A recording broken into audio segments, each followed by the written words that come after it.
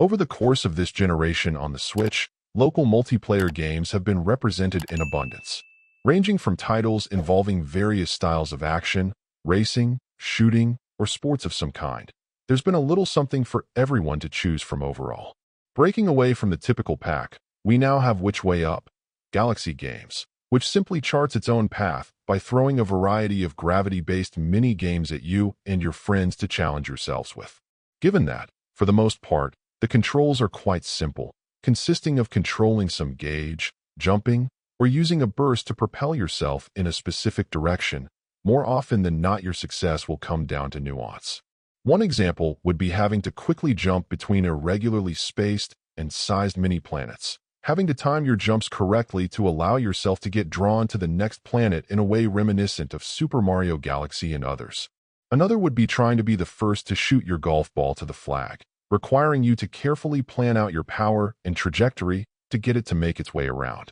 You'll have the option to tackle these solo as well, if you'd like to practice or simply work to get the best times or scores, but competing against others obviously ups the fun factor. The potential stumbling block, though, is that unlike many local multiplayer games on the system that are made to be enjoyed by players of all ages and skill levels, these tend to pretty heavily favor whoever has the most inherent gaming skills and can adapt quickly. That won't mean that well-matched groups of people can't have a blast with it.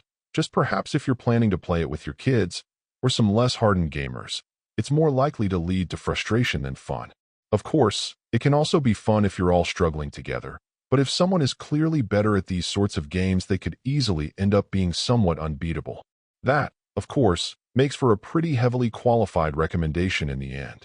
If you and your friends like to be challenged and are seasoned enough to adapt to pretty well anything thrown at you, this could be a pretty rewarding and fun package.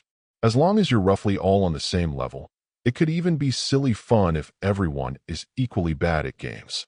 If, however, you've got a mixed crowd, with some less experienced players matching up with better ones, this will tend to be a runaway, and likely not a very good time for everyone playing. Overall, my final score for the game ended up being a 7.7. And if you're interested in picking it up, it's currently available on the Switch eShop for $14.99. Thank you for taking the time to listen to this review. And if you'd like more information or ideas of indie games worth checking out on Switch, be sure to click on the link provided in the description. Until next time,